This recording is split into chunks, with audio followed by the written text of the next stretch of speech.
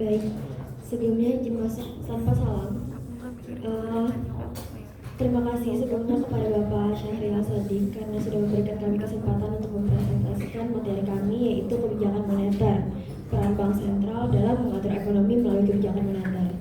Nah, adapun anggota kelompok kami beranggotakan yang pertama saya sendiri, Rahmatina, kemudian ada Lina Yanti, kemudian ada Mena Sari, kemudian ada Aprilia Maulida, kemudian ada Elsa Januarti, dan terakhir ada Devi Aprilia. Memasuki materi yang pertama, saya berikan kepada rekan saya.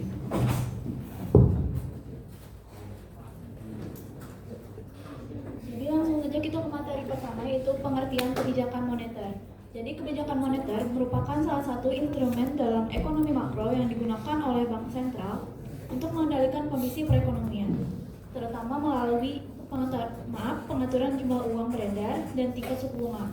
Jadi kebijakan ini memiliki peran penting dalam menjaga stabilitas ekonomi suatu negara.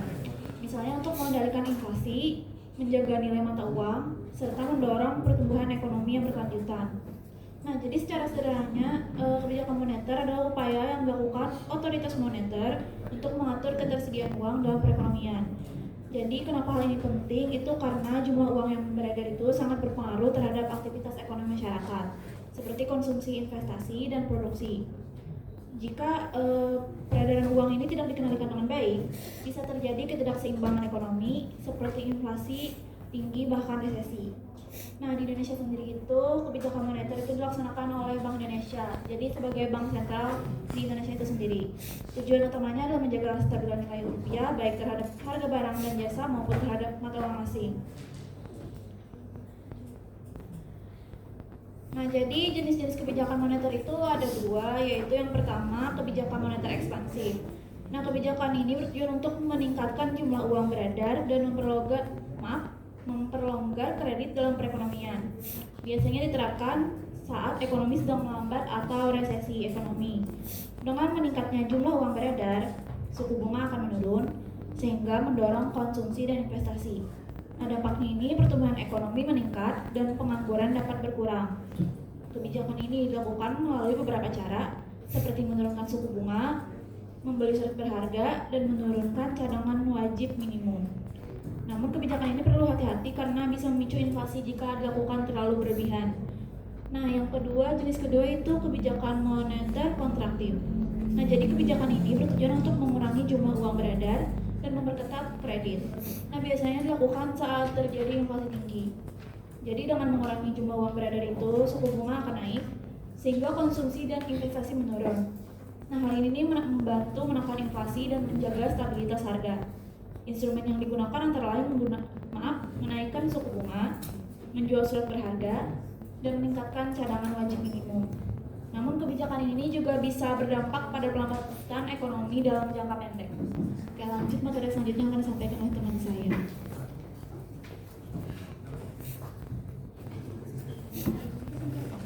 Baik, kita masuk ke materi selanjutnya, yaitu instrumen kebijakan moneter. Nah, jadi instrumen ini tuh bisa dibilang alat yang dipakai bank sentral untuk mengatur kondisi ekonomi, terutama jumlah uang yang beredar. Nah, salah satu yang paling sering dipakai itu operasi pasar terbuka. Jadi intinya bank sentral itu menjual atau membeli surat berharga. Nah, jadi kalau bank sentral membeli, itu artinya uang masuk ke bank-bank. Nah, jadi cadangan mereka itu bakal nambah. Nah, dampaknya bank jadi lebih gampang ngasih kredit dan akhirnya uang yang beredar di masyarakat juga ikut naik. Tapi kalau sebaliknya, kalau bank sentral itu menjual surat berharga, nah uang di bank itu bakal berkurang karena masyarakat membeli surat itu. Nah, akibatnya bank jadi lebih terbatas kasih kredit dan uang beredarnya juga turun. Nah, biasanya ini dipakai buat kontrol inflasi.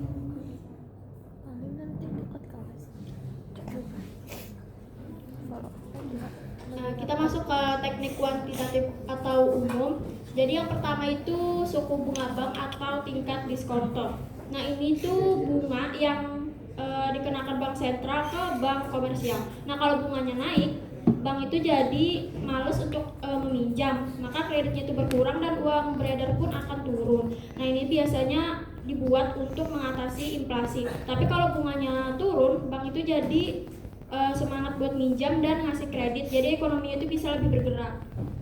Yang kedua itu rasio cadangan wajib. Jadi bank itu menyimpan sebagian dana mereka di bank sentral. Nah, kalau rasionya dinaikkan, berarti uang yang bisa dipinjamkan itu makin sedikit, jadi kreditnya pun turun. Tapi kalau diturunin, bank punya lebih banyak dana buat disalurkan, jadi ekonominya itu bisa tumbuh. Yang ketiga itu ada operasi pasar terbuka.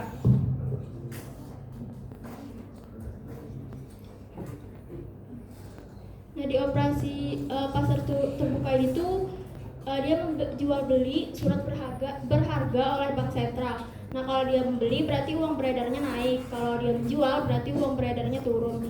Yang keempat itu pengaturan likuiditas. Ini mirip-mirip aja, jadi banknya itu menyimpan dana dalam bentuk yang gampang dicairkan. Nah, kalau likuiditasnya dinaikkan, kreditnya jadi dibatasi. Kalau diturunkan, kredit bisa lebih banyak. Selanjutnya itu ada teknik kualitatif atau selektif. Yang pertama itu ada perubahan persyaratan margin. Kalau marginnya itu dinaikkan, orang-orang itu harus punya jaminan lebih besar buat minjem uang, jadi kreditnya itu berkurang. Nah, kalau diturunin, kreditnya itu bisa meningkat. Terus ada tindakan langsung, jadi ini tuh biasanya dilakukan kalau ada bank yang bandel, misalnya kayak tidak mengikuti aturan. Jadi bank sentral itu bisa kasih sanksi atau bahkan membatasi aktivitas mereka. Yang ketiga itu penjatahan kredit, di mana bank sentral itu ngasih batas jumlah kredit, bahkan bisa mengatur sektor mana saja yang boleh dapat kredit lebih banyak. Yang keempat itu imbauan moral. Ini tuh lebih kayak bank itu ngasih saran atau arahan ke bank supaya ikut kebijakan, tidak maksa tapi berharap bank itu ikut. Terus yang terakhir itu publisitas. Nah, bank sentral itu ngasih informasi lewat laporan atau media supaya bank-bank lain itu ikut kebijakan yang dianggap baik untuk ekonomi. Jadi intinya semua instrumen-instrumen ini itu dipakai buat satu tujuan, yaitu menjaga ekonomi tetap stabil. Itu aja materi dari saya. Selanjutnya.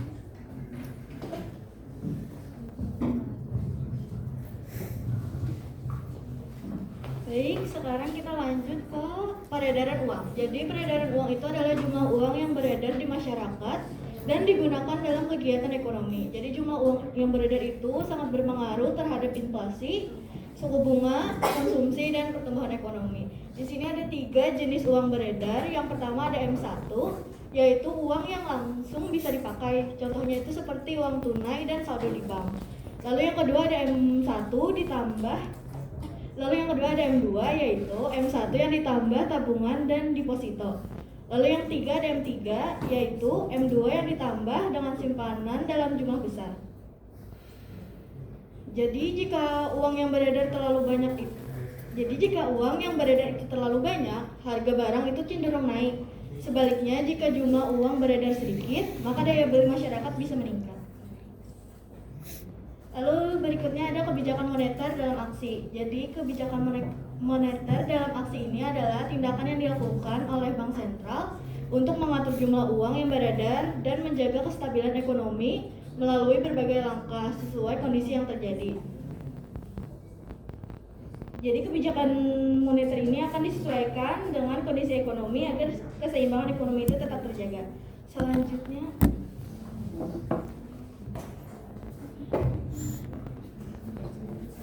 selanjutnya itu ada materi pengaruh kebijakan moneter. Dari tabel itu terlihat bahwa menggambarkan dampak kebijakan moneter pada berbagai bagian dari suatu sistem perekonomian. Ini penjelasan materi ini padahal sebelumnya sudah dijelaskan sama Debbie, tapi saya ulangi lagi. Yang pertama itu adalah tingkat diskon atau bunga pinjaman ke bank. Jadi kalau tingkat diskonnya ini naik, uang beredar itu akan sedikit karena bank itu tuh akan meminjam uang lebih sedikit karena bunga yang yang diberikan bank sentral itu tinggi atau mahal. Selanjutnya itu ada kalau tingkat diskonnya lebih rendah, efeknya itu uang beredar akan banyak. Alasannya karena bank itu tuh memiliki lebih banyak uang dalam cadangan. Selanjutnya itu ada kebutuhan cadangan atau uang yang wajib disimpan di bank. Jadi kalau kebutuhan kebutuhan cadangannya itu naik, jumlah uang yang beredar tuh akan sedikit. Alasannya itu karena bank harus menyimpan lebih banyak uang, jadi uang yang bisa dipinjamkan ke masyarakat itu akan berkurang. Terus ada kalau kebutuhan cadangannya itu lebih rendah, jumlah uang yang beredar itu akan banyak. Alasannya itu jadi bank menyimpan lebih sedikit uang, jadi lebih banyak uang itu yang disimpan, yang bisa dipinjamkan ke masyarakat. Yang ketiga terakhir itu ada operasi pasar terbuka atau jual beli obligasi oleh bank sentral. Jadi kalau bank sentral itu membeli obligasi, efeknya itu uang beredar itu akan banyak beredar. Alasannya itu karena bank sentral itu memberikan uang ke bank saat membeli obligasi. Jadi uang itu tuh akan bertambah di sistem. Yang terakhir, jadi selanjutnya itu kalau bank sentral itu menjual obligasi, efeknya itu uang beredar itu akan sedikit karena bank sentral itu akan mengambil uang dari bank dalam pertukaran obligasi.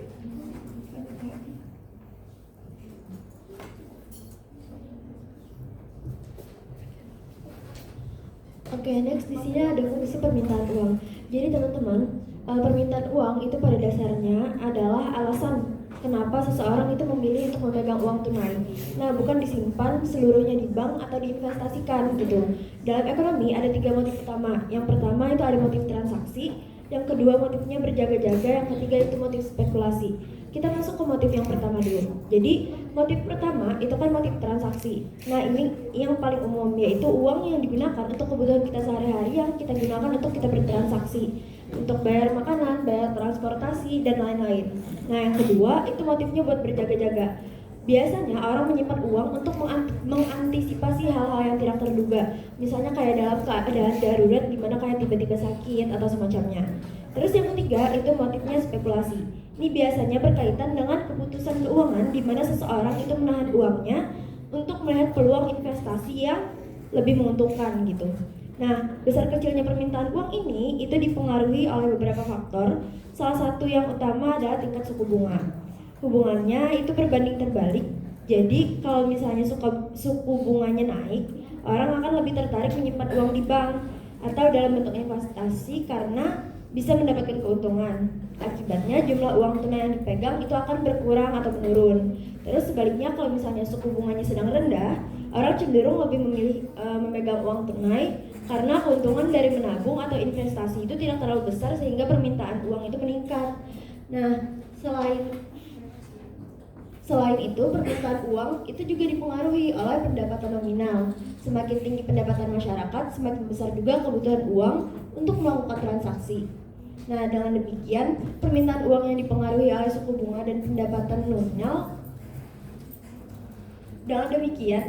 Permintaan uang itu dipengaruhi oleh suku bunga dan pendapatan nominal. Nah, suku bunga berpengaruh negatif terhadap permintaan uang, sedangkan pendapatan nominal itu berpengaruh positif, begitu. Next, materi selanjutnya akan dipaparkan oleh rekan saya. Materi selanjutnya itu ada fungsi suplai uang. Jadi fungsi suplai uang ini berkaitan dengan peran bank sentral dalam mengatur jumlah uang yang beredar agar menjaga kestabilan ekonomi. Jadi melalui kebijakan moneter ini, bank sentral itu mengendalikan jumlah uang yang beredar serta memengaruhi tingkat suku bunga dalam perekonomian. Perubahan jumlah uang beredar umumnya berdampak pada perubahan suku bunga, tapi penentuannya juga dipengaruhi oleh keseimbangan antara permintaan dan penawaran uang di dalam masyarakat. Selain itu juga perilaku masyarakat turut mempengaruhi pergerakan suku bunga. Misalnya ketika kecenderungan penyimpanan uang tunai meningkat, maka suku bunga itu dapat naik. Sedangkan jika dana lebih banyak dialihkan ke investasi, maka suku bunga itu cenderung menurun. Jadi dengan ini, bank sentral itu tidak hanya dapat mengarahkan dan memperkirakan kondisi tersebut, tetapi juga tidak sepenuhnya menggunakan hasil akhirnya. Materi selanjutnya.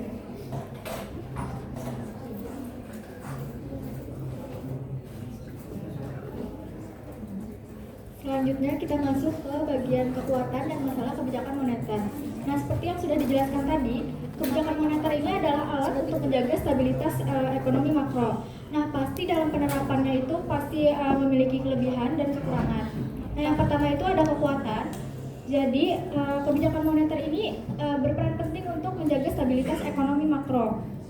Jadi, kebijakan ini dijalankan oleh Bank Sentral secara independen, sehingga keputusan yang diambil itu lebih cenderung objektif dan tidak dipengaruhi oleh kepentingan politik atau kepentingan tertentu. Nah, kebijakan moneter ini sudah terbukti efektif di tahun 1980-an menekan inflasi dan di tahun 1990 membantu memulihkan resesi. Kemudian kebijakan moneter ini tidak dipengaruhi kebijakan moneter ini lebih fleksibel dan cepat diterapkan. Berbeda dengan kebijakan fiskal yang sebelumnya itu lebih dipengaruhi oleh legislatif. Nah, kebijakan moneter ini bisa langsung diterapkan atau dijalankan sehingga respon kondisi ekonomi itu bisa lebih cepat. Nah, untuk masalahnya di sini kebijakan moneter itu dipengaruhi oleh faktor yang sulit dikendalikan seperti peredaran uang dan perilaku konsumen. Jadi bank sentral itu tidak dapat mengontrol masyarakat itu mau menyimpan uangnya atau membelanjakan uangnya. Kemudian kurang efektif untuk mengatasi resesi karena kebijakan moneter ini secara bertahap, jadi ada prosesnya, jadi tidak bisa langsung mengatasi resesi. Jadi pemulihannya itu membutuhkan waktu.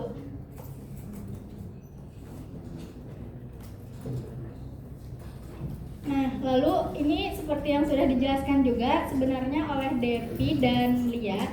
Jadi alat kebijakan moneter itu adalah alat yang digunakan oleh bank sentral untuk menjaga stabilitas ekonomi saat terjadi gejolak makroekonomi. Jadi ini itu berfungsi sebagai pedoman dalam mengatur keseimbangan antara penawaran dan permintaan.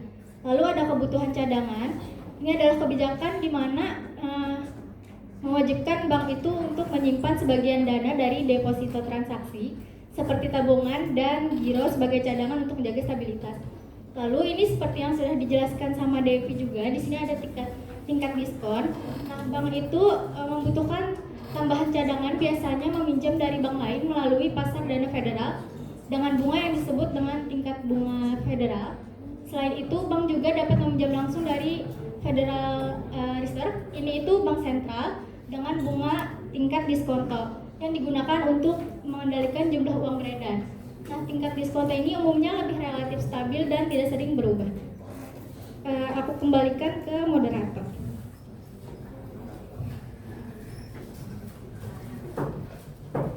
Baik, mungkin itu saja pemaparan dari kelompok kami. Kemudian kita memasuki ke sesi tanya jawab. Untuk teman-teman yang mau bertanya bisa angkat tangannya dalam hitungan yang ketiga.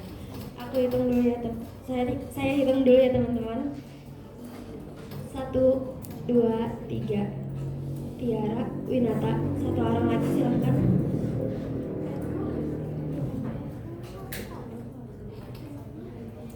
Andrew. Silakan Tiara. Oke.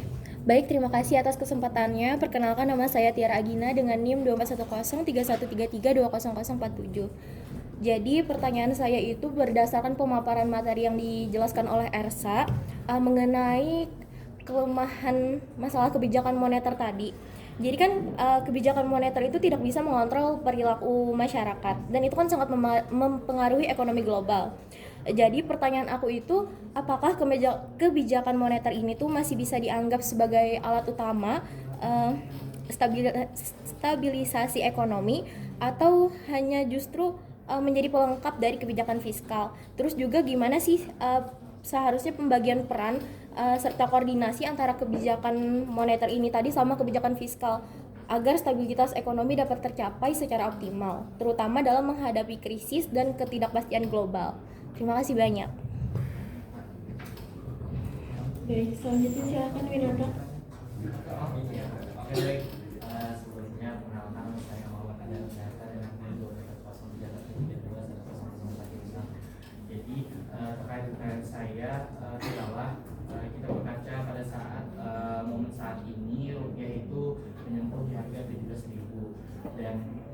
Eh, ya, sekian materi. Nah, pertanyaannya, apakah bank sentral itu mengeluarkan sebuah kebijakan moneter itu tergantung terkait dari momentum rupiah saat terleburnya kah, atau ada momen yang mungkin kebijakan moneter itu bisa langsung dilakukan atau ditindaklanjutkan? Karena apakah rupiah itu sampai hancur lebur gitu lah, kayak sampai hyperinflasi pada saat mungkin Soekarno masih ada kan hyperinflasi lalu 100%. Apakah nunggu momentum yang sampai hyperinflasi kah kita hanya melakukan kebijakan moneter oleh bank sentral itu, atau ada momen-momen tersendiri seperti itu? Apa ada perubahan? Terima kasih Nata. Iya. Selanjutnya Andrew. Baik, perkenalkan nama saya Andrew Raharja dengan nego 10.3132.160. Jadi pertanyaan saya kan tadi teman-teman ada mendefinisikan jumlah uang beredar itu M1, M2, M3. Nah, sekarang ini kan era digital, zaman teknologi.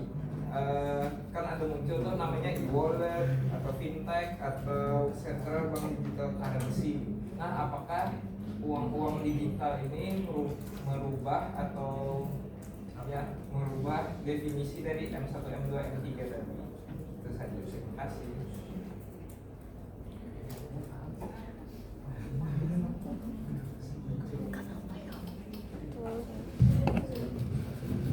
Baik, terima kasih buat penanya.